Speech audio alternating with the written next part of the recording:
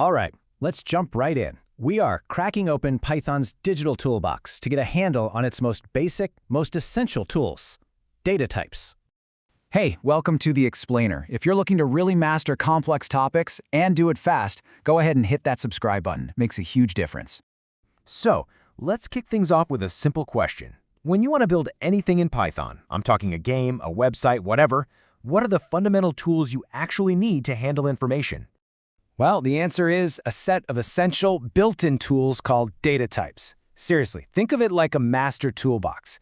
Each tool has a super specific job, and knowing which one to grab is, well, it's the secret to writing good, effective code. So you ready? Let's open this thing up. All right, first up are what I like to call the core materials. These are your nuts and bolts, the raw stuff you're going to build everything with. I mean, you'll be using these in pretty much every single line of code you write. So the most basic tool of all is for numbers, and Python gives us a few different kinds. You've got int for your integers, whole numbers, then there's float for anything with a decimal point, and for the more, let's say, advanced math stuff, you have complex for numbers that have a real and an imaginary part, which you'll always see with a J.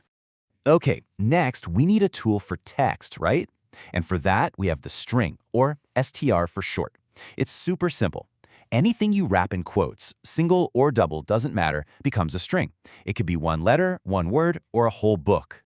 Now this is super important, so lean in for this one. That first point on the slide. Strings are immutable. What that means is once you create a string, it is set in stone. You can't just go in and change a single letter. To make any change, you literally have to create a whole new string. Now that might sound a little weird, but trust me, it actually makes your code way more predictable and safe. You can still, of course, grab individual characters using their position. That's called indexing. And the last of our core materials is the Boolean. This is as simple as it gets. It's your on-off switch. A Boolean has only two possible values ever, true or false. And this is the foundation for all logic in your code. Is the user logged in? True. Is the file saved? False. It's that simple. Okay, so we've got our raw materials, the numbers, the text, the on-off switches. Now we need ways to organize all that stuff. And this is where the container types come into play. Think of these as the different organizers in our workshop. We've got tool trays, sealed cases, and bins with labels. First, we have the list. The way I see it, a list is like an open tray on your workbench. It's ordered, meaning things stay right where you put them. And it's changeable, or what we call mutable, so you can add new things, take stuff out, or swap items around whenever you want. It's your go-to, flexible container. Perfect for things that change all the time, like a shopping list or a list of high scores. Then you've got the tuple. If a list is an open tray, a tuple is like a sealed, clear plastic case. Just like a list, it's ordered, but, and this is the big difference, it's unchangeable, it's immutable. Once you put stuff in a tuple, it's locked in. You can't change it. So, why would you want that?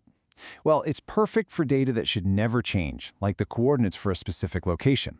And as a bonus, this makes them faster and more efficient than lists, which is a big deal when you're working with a ton of data. And this right here just lays it all out, side by side.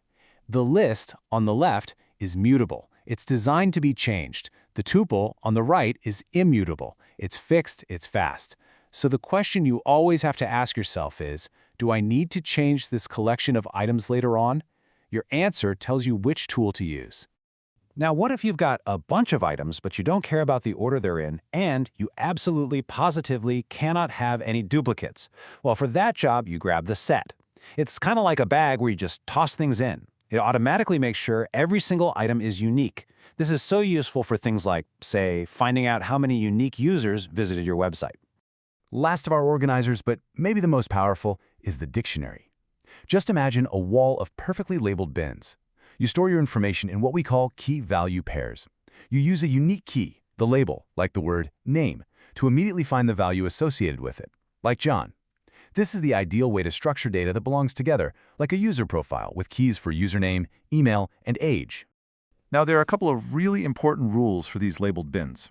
Rule number 1, every key has to be unique. You can't have two bins with the exact same label, right? And rule number 2, the keys themselves have to be an immutable type, like a string or a number. The stuff inside the bins, the values, oh yeah, you can change those all you want. All right, we've gone through the basic materials and all the organizers. let's finish up with a couple of special tools and final ideas that really complete our digital toolbox. So, what tool do you use when you need to represent, well, nothing? And I don't mean the number 0 or an empty string, I mean the true, intentional absence of a value. That's where none comes in. It's its own special type, and its only job is to be a placeholder for an empty slot. It's how you say, there's nothing here on purpose. Okay, let's bring it all home with this master chart. Honestly, if you remember one thing, make it this. You see the split? On one side, we have the immutable, or unchangeable types, our numbers, strings, booleans, and of course tuples. On the other side, we have the mutable or changeable types, our powerful containers, lists, sets, and dictionaries. Really getting this difference is a huge step in mastering Python. And just one last cool thing to keep in mind, these tools aren't isolated. Python is pretty flexible and often lets you convert from one type to another. So you could take a string that looks like a number, say 10, and use a little function to turn it into an actual number that you can use for math. Pretty handy. And that's it. Those are the fundamental tools in Python's toolbox. We've gone from the simplest piece of text to these really powerful, organized collections. Now that you've seen what's inside, the only real question left is, what are you going to build first? Hey, thanks so much for sticking with me through this explainer. If this helped clear things up for you, do me a favor and make sure you're subscribed for more clear, fast breakdowns of complex topics just like this one. I'll see you in the next one.